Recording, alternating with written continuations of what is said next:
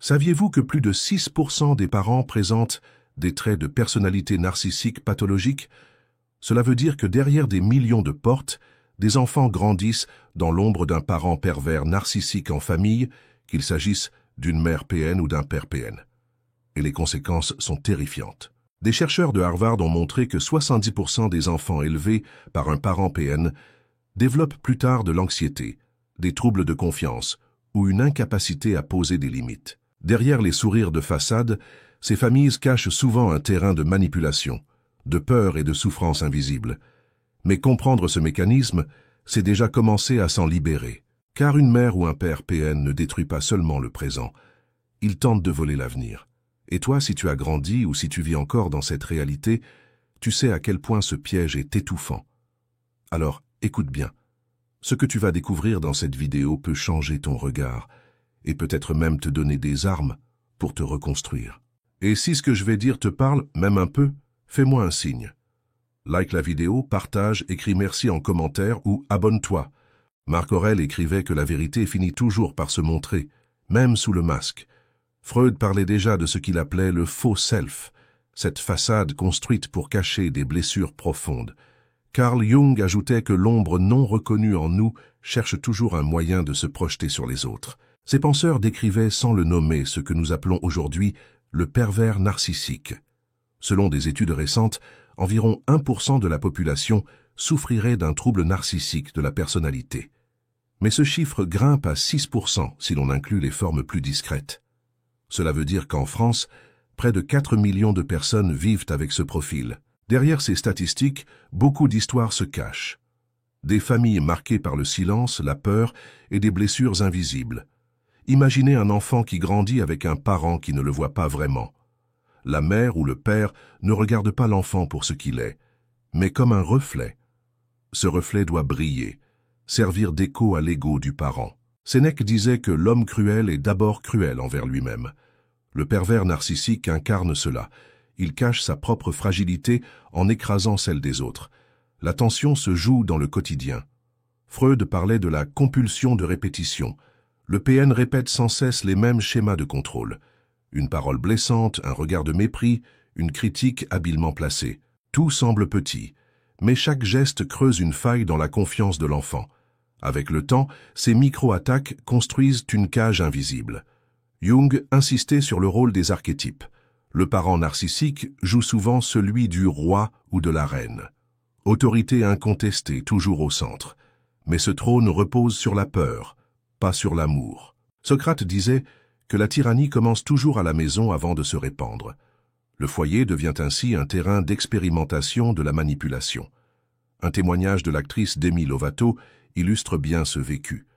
Elle a raconté comment l'absence de reconnaissance et les critiques de son père ont marqué son adolescence. Des artistes comme Lady Gaga ou Mariah Carey ont aussi évoqué des relations parentales toxiques. Leurs récits confirment que même dans la réussite, ces blessures ne disparaissent pas sans travail intérieur. Les neurosciences montrent que vivre avec un parent manipulateur modifie le cerveau. L'amygdale, centre des émotions, reste en alerte constante. Le cortisol, hormone du stress, reste élevé sur de longues périodes. Résultat, anxiété chronique, difficulté de concentration et même affaiblissement du système immunitaire. Ce n'est pas qu'un problème psychologique, c'est une empreinte biologique. Mais comment savoir si l'on a grandi avec un parent pervers narcissique? Freud parlait du surmoi tyrannique, ce parent intérieur qui continue à juger, même en l'absence du vrai parent. Beaucoup de personnes se reconnaissent dans ce sentiment. Quoi qu'elles fassent, elles ne sont jamais assez bien. C'est là que le piège se révèle. Le PN en famille se cache souvent derrière des masques. Pour l'extérieur, il peut être charmant, drôle, généreux. Nietzsche disait que la plus grande ruse de l'esprit malade est de paraître sain. À la maison, le masque tombe. C'est alors le règne du silence forcé, des critiques déguisées, des colères imprévisibles. Cette dualité rend la victime confuse, prisonnière de deux réalités. Un chiffre clé le montre.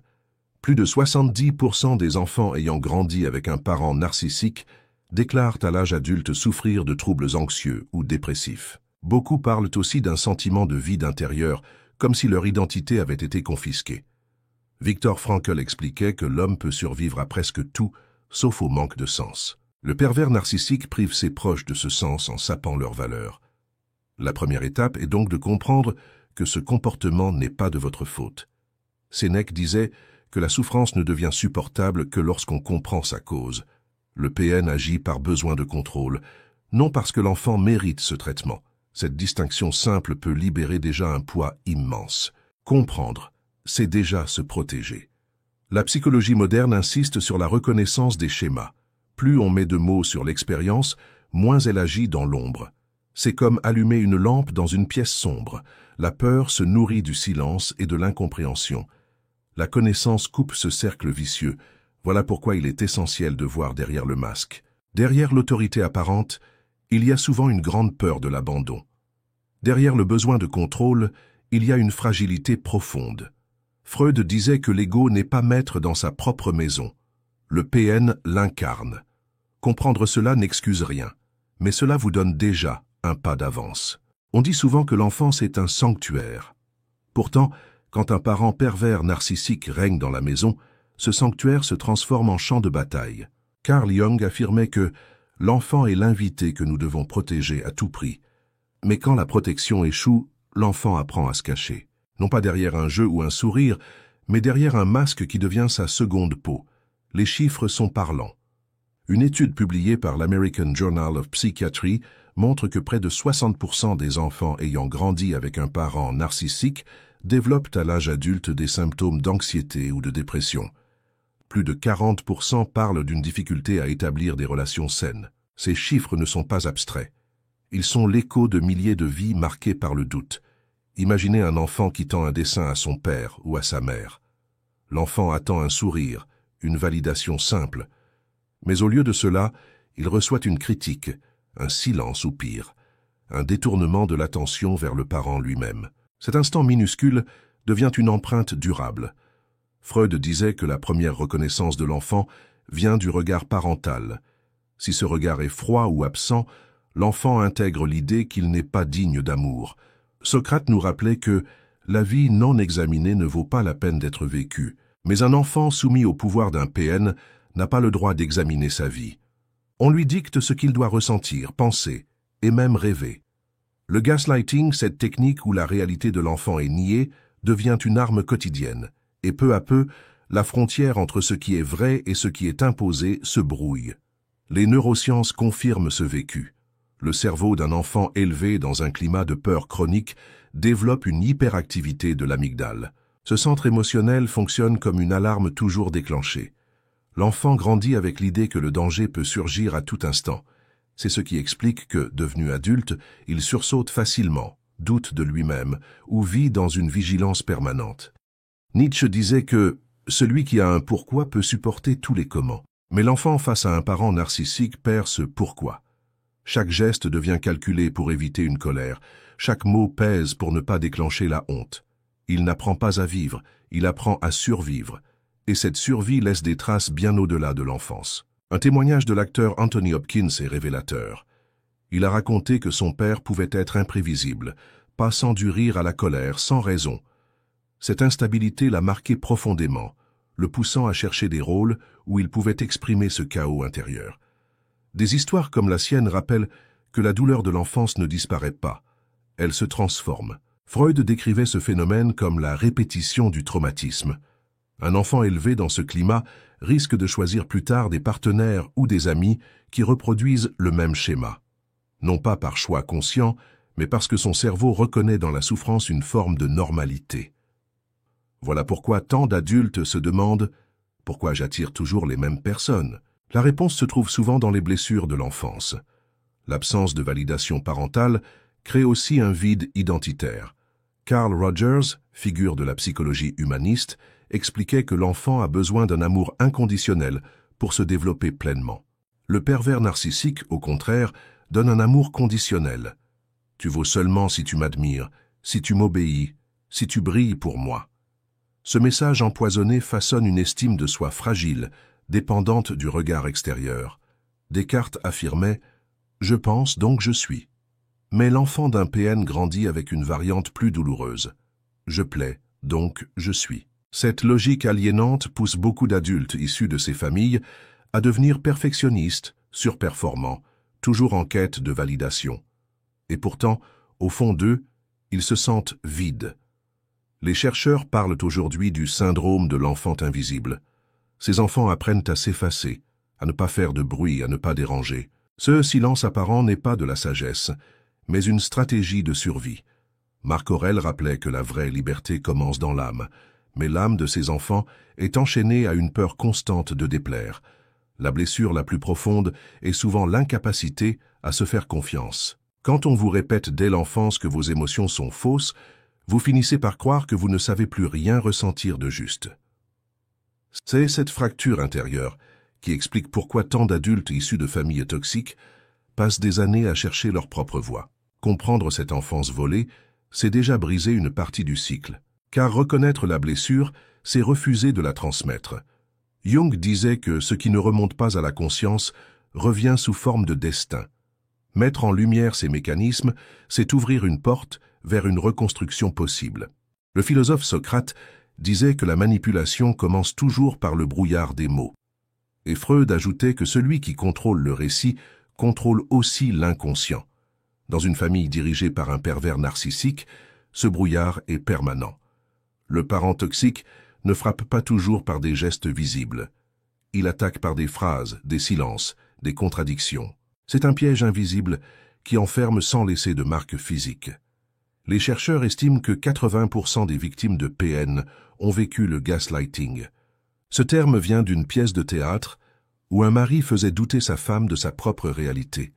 Le parent narcissique utilise la même stratégie. L'enfant dit qu'il a mal, le parent répond qu'il exagère. L'enfant se souvient d'un souvenir. Le parent affirme que cela n'a jamais existé. Peu à peu, le doute s'installe. Et quand vous doutez de votre mémoire, vous perdez votre ancrage dans la réalité. Carl Jung expliquait que l'ombre se nourrit de ce que nous refusons de voir. Le PN sait cela instinctivement. Il projette ses propres fautes sur ses proches. S'il est colérique, il accuse l'enfant d'être trop sensible. S'il est jaloux, il reproche aux autres de vouloir attirer l'attention. C'est un jeu de miroir faussé où la victime finit par porter une culpabilité qui ne lui appartient pas. Un autre mécanisme courant est l'amour conditionnel. Le PN peut être tendre un jour et cruel le lendemain. L'enfant ou le conjoint vit alors dans l'attente du prochain signe de chaleur. C'est ce qu'on appelle l'intermittence.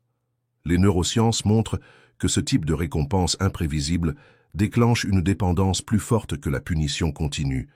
C'est le même mécanisme qui rend les jeux de hasard si addictifs. On espère toujours que demain sera meilleur, que le parent changera. Nietzsche parlait de la volonté de puissance, comme moteur humain. Chez le PN, cette volonté se déforme. Il ne cherche pas à créer, mais à dominer. Son pouvoir se construit sur la faiblesse de l'autre. Sénèque écrivait que le pouvoir sur soi est le seul vrai pouvoir. Le PN, incapable de se maîtriser, compense en contrôlant tout autour de lui. Les chiffres révèlent aussi l'impact. Une enquête de la National Domestic Violence Hotline montre que 50% des victimes de manipulation psychologique déclarent des troubles du sommeil. Beaucoup décrivent des insomnies, des cauchemars ou des réveils en panique. Le cerveau ne trouve plus de repos, car il reste prisonnier de cette vigilance constante. Même dans le silence de la nuit, la peur continue. Un exemple frappant vient de la chanteuse Britney Spears. Elle a raconté comment son entourage familial contrôlait chaque détail de sa vie, jusqu'à la priver de décisions simples. Son cas, largement médiatisé, montre que le piège narcissique ne se limite pas à des familles anonymes. Il peut toucher n'importe qui, quelle que soit la réussite. Le PN utilise aussi la triangulation. Il met deux personnes en compétition pour garder le pouvoir. Un père peut comparer son enfant à son frère ou à sa sœur, créant une rivalité artificielle. Une mère peut favoriser un enfant un jour, puis changer de camp le lendemain. Cette instabilité détruit la solidarité familiale. C'est une stratégie volontaire, car une famille divisée est plus facile à contrôler. Freud décrivait le mécanisme du clivage. Le PN divise le monde en deux, ceux qui l'admirent et ceux qui s'opposent. Dans une maison, cela signifie souvent que l'enfant ou le conjoint est soit idolâtré, soit rejeté, mais jamais simplement aimé pour ce qu'il est. Ce noir et blanc détruit la nuance, pourtant essentielle à une relation saine. Et puis, il y a la culpabilité. Le parent PN sait faire croire que tout est de votre faute. Si le parent crie, c'est parce que vous avez provoqué. Si le parent est triste, c'est parce que vous n'avez pas assez aidé. Ce déplacement de responsabilité est l'une des armes les plus puissantes. L'enfant grandit avec un poids invisible sur les épaules, persuadé qu'il doit réparer ce qu'il n'a jamais brisé. Descartes disait que le doute est la base de la pensée. Mais chez les victimes de PN, le doute n'éclaire pas, il détruit. Chaque décision devient une épreuve. Chaque choix semble risqué. L'enfant devenu adulte peut passer des heures à analyser le moindre mot, la moindre réaction. Non pas par prudence, mais par peur d'une sanction imaginaire. Les neurosciences confirment que ce climat de manipulation modifie le cortex préfrontal, la zone de la prise de décision. Quand on vit dans la peur constante, le cerveau développe une aversion au risque. Résultat, beaucoup de victimes ont du mal à avancer dans leur vie, à entreprendre, à s'affirmer. La manipulation ne s'arrête donc pas au mur de la maison. Elle continue dans chaque aspect de l'existence. Comprendre ce piège, c'est commencer à en sortir. Marc Aurèle écrivait que « La vérité n'a besoin que d'un rayon de lumière pour dissiper les ténèbres. » Mettre des mots sur ces mécanismes, c'est ce rayon. Non pour excuser le parent, mais pour reconnaître que la manipulation n'est pas une fatalité. Le brouillard peut se lever, et derrière lui, la possibilité d'une vie libre réapparaît. Marc Aurèle écrivait que nous ne contrôlons pas le monde, mais seulement nos réactions. Face à un parent pervers narcissique, cette phrase prend un sens vital. Car le piège de la manipulation repose sur une réaction émotionnelle. Plus vous réagissez, plus vous êtes pris dans le filet. Le premier bouclier se construit donc à l'intérieur, là où la main du manipulateur ne peut pas entrer. Les neurosciences montrent que la méditation de pleine conscience réduit de 30% la réactivité émotionnelle dans les zones du cerveau liées au stress. Quand l'amygdale s'active, le cœur bat plus vite, la respiration se bloque. Mais la respiration consciente rétablit un équilibre. Sénèque parlait déjà de la maîtrise de soi comme de la plus grande des libertés. La science confirme aujourd'hui que cet entraînement mental modifie réellement la structure cérébrale. Épictète, ancien esclave devenu philosophe stoïcien, rappelait que personne ne peut vous blesser sans votre consentement intérieur.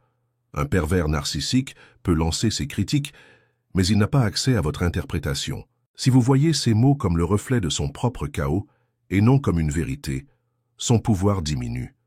C'est une barrière invisible, mais redoutable.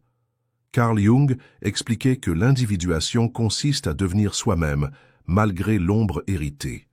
Pour celui qui a grandi dans une famille toxique, l'individuation passe par une reconquête intérieure. Cela veut dire réapprendre à écouter ses émotions, à valider ses ressentis, même si le parent les a niés.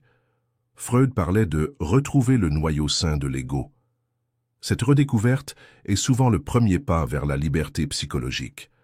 Les chiffres confirment l'importance de cette démarche. Une étude de Harvard sur la résilience montre que 70% des adultes ayant grandi dans des environnements toxiques trouvent une stabilité en adoptant des pratiques de réflexion régulières, comme l'écriture ou la méditation.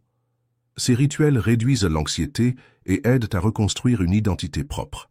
La philosophie ancienne devient alors un outil moderne de survie. Nietzsche affirmait que celui qui a un pourquoi peut supporter presque n'importe quel comment. Le pourquoi, dans ce cas, c'est votre propre vie. Un pervers narcissique vit pour contrôler. Vous vivez pour vous libérer. Chaque fois que vous rappelez ce pourquoi, vous affaiblissez l'emprise. C'est une bataille silencieuse mais décisive. Des psychologues comme Viktor Frankl, survivant des camps de concentration, ont montré que la liberté intérieure existe même dans les situations extrêmes. Il expliquait que l'homme peut toujours choisir son attitude. Si Frankl a pu préserver ce choix dans un contexte inhumain, il devient possible de le cultiver dans un foyer toxique. La clé est de se rappeler que votre réaction vous appartient toujours. Le stoïcisme recommande aussi de distinguer l'essentiel du futile. Le PN pousse souvent à réagir à tout, une parole, un regard, un reproche. Mais tout n'a pas besoin d'une réponse. Marc Aurèle disait « Si cela ne concerne pas ton âme, ignore-le ». La psychologie moderne appelle cela la technique du grey rock, devenir neutre, imprévisible, comme une pierre grise qui n'offre aucune accroche à la manipulation. La science soutient cette méthode. Des études en thérapie comportementale montrent que réduire la réaction émotionnelle face à un agresseur diminue de 50% les tentatives de manipulation à long terme. Le PN se nourrit d'énergie émotionnelle. Quand cette énergie disparaît, il se tourne souvent ailleurs. Ce n'est pas une victoire immédiate, mais une érosion lente de son pouvoir. Socrate enseignait l'examen de soi.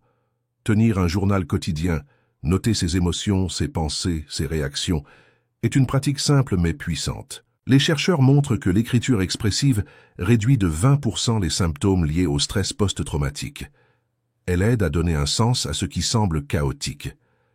Chaque mot posé est une pierre ajoutée à votre forteresse intérieure.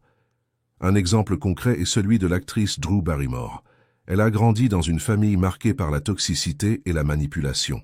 Elle a raconté comment la thérapie, l'écriture et la discipline intérieure l'ont aidée à se reconstruire.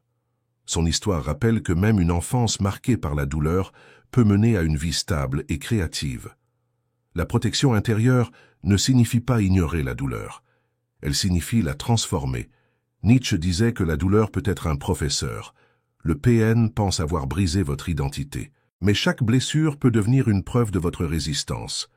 Les neurosciences parlent de plasticité post-traumatique, la capacité du cerveau à se renforcer après une épreuve. Se protéger de l'intérieur, c'est donc mêler philosophie et science.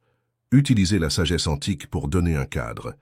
Utiliser la psychologie moderne pour trouver des outils pratiques. C'est construire une forteresse invisible, non pour se couper du monde, mais pour rester debout malgré les tempêtes. Le PN croit régner dans votre esprit. Mais dès que vous reprenez la maîtrise de vos pensées, vous reprenez le trône. Poser une limite face à un parent pervers narcissique, c'est comme déclarer son indépendance. Sénèque disait que l'homme libre n'est pas celui qui fait ce qu'il veut, mais celui qui ne devient pas esclave de l'autre. Dans une famille marquée par la manipulation, la vraie liberté commence par un mot simple mais redoutable. Non. Les psychologues affirment que la capacité à poser des limites claires réduit de 40% les symptômes de stress chronique. Pourtant, c'est ce qui paraît le plus difficile pour les victimes. Car depuis l'enfance, elles ont appris que refuser, c'est provoquer la colère. Obéir semblait plus sûr, mais l'obéissance a un prix, la disparition de soi. Freud expliquait que le surmoi tyrannique continue de parler en nous, même en l'absence du parent. Dire non au PN, c'est aussi dire non à cette voix intérieure qui juge et condamne. C'est briser le cycle à la racine, car sans limite, le PN avance toujours. Avec des limites, il recule. Nietzsche insistait sur la nécessité de devenir qui tu es. Mais comment devenir soi quand on a été réduit à un reflet? La reconstruction identitaire commence par de petites affirmations quotidiennes. Écrire ses goûts, ses choix, ses désirs, sans se censurer. Des chercheurs ont montré que les exercices d'affirmation de soi réduisent de 25% l'anxiété liée à la dépendance affective. C'est une manière de reprendre l'espace volé. Carl Jung décrivait l'individuation comme un processus où l'on intègre les parties de soi rejetées. Un enfant de PN apprend souvent à taire sa colère, sa tristesse, son authenticité. Reconstruire son identité, c'est réaccueillir ses émotions refoulées.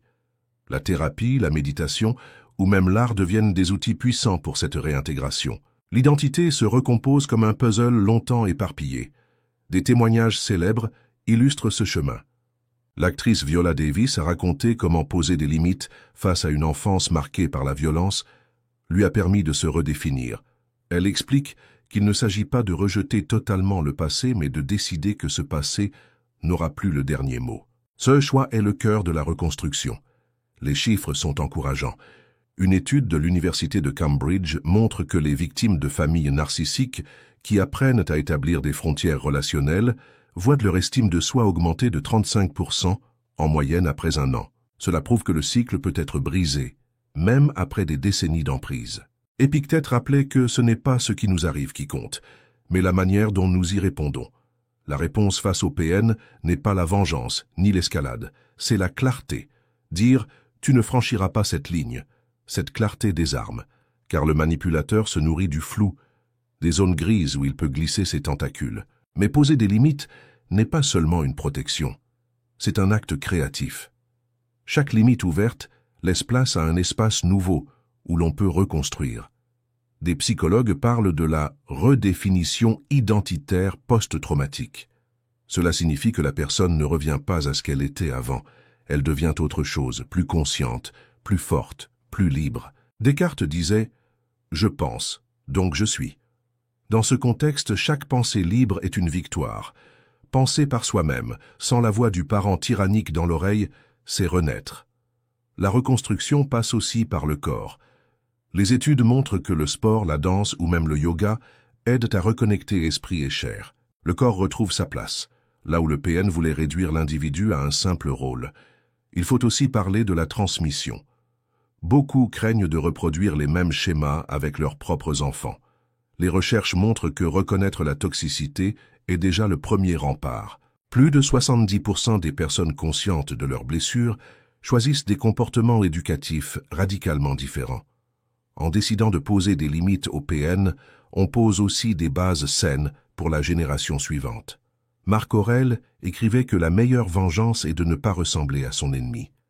Briser le cycle, c'est refuser de devenir un miroir déformé. C'est choisir de bâtir une identité stable. Non pas contre le PN, mais pour soi. Car au fond, poser des limites et se reconstruire n'est pas une guerre contre un parent. C'est une déclaration d'amour à soi-même. Nietzsche affirmait que « ce qui ne me tue pas me rend plus fort ». Pour beaucoup, cette phrase sonne comme un cliché. Mais pour ceux qui ont grandi avec un parent pervers narcissique, elle peut devenir une vérité vécue. La douleur de l'enfance ou des relations toxiques laisse des cicatrices profondes. Pourtant, ces cicatrices ne sont pas seulement des marques de souffrance. Elles sont aussi les preuves d'une résistance, et cette résistance peut se transformer en force intérieure.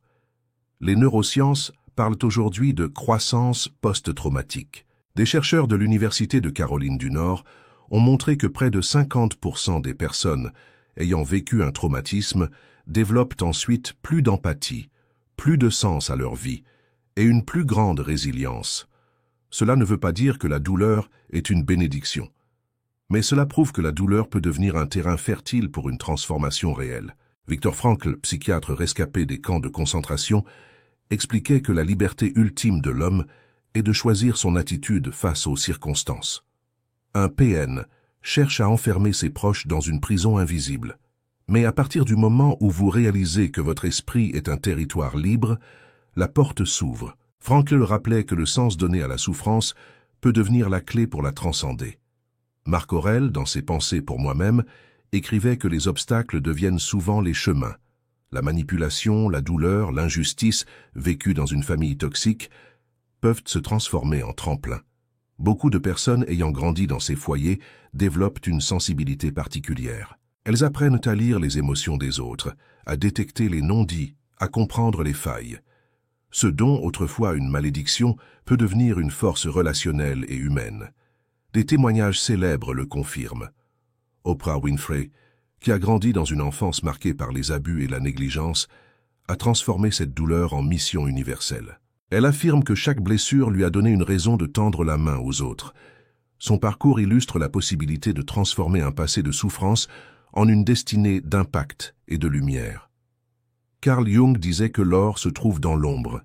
Cela signifie que la partie la plus rejetée de nous-mêmes, souvent forgée par la douleur, contient aussi notre trésor caché.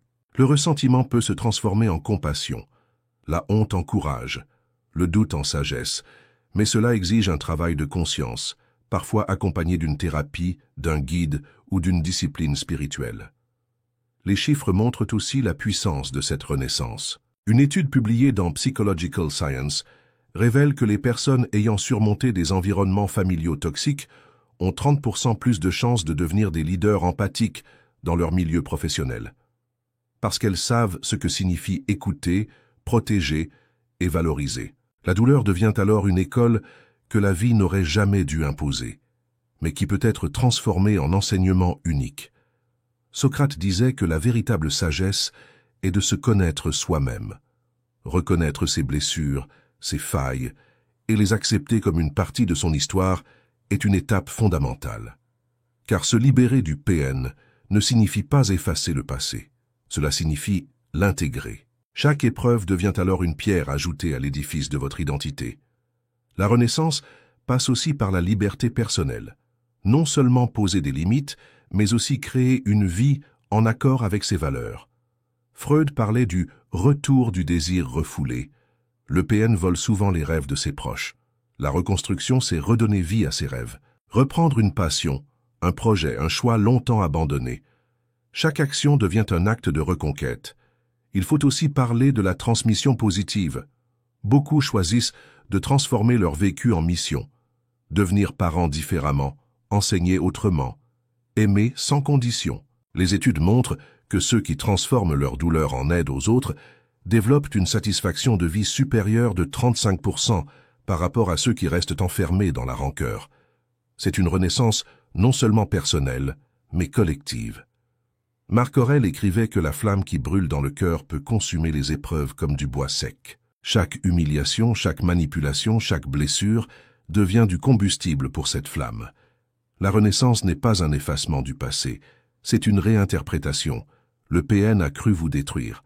En réalité, il vous a donné un matériau brut que vous pouvez façonner en une puissance nouvelle. La liberté personnelle, enfin, ne se définit pas seulement par ce qu'on refuse, mais par ce qu'on choisit. Choisir la paix intérieure, choisir des relations saines, choisir de croire en sa valeur, même si pendant des années, on vous a fait croire le contraire.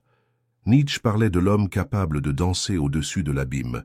Cette danse, c'est la renaissance après le chaos. Transformer la douleur en force, c'est donc la dernière étape du chemin. Le PN voulait faire de vous un reflet brisé. Mais vous devenez une lumière autonome. La liberté personnelle ne se demande pas, elle se prend. Et chaque pas vers cette liberté est une victoire silencieuse mais éclatante contre l'ombre du masque.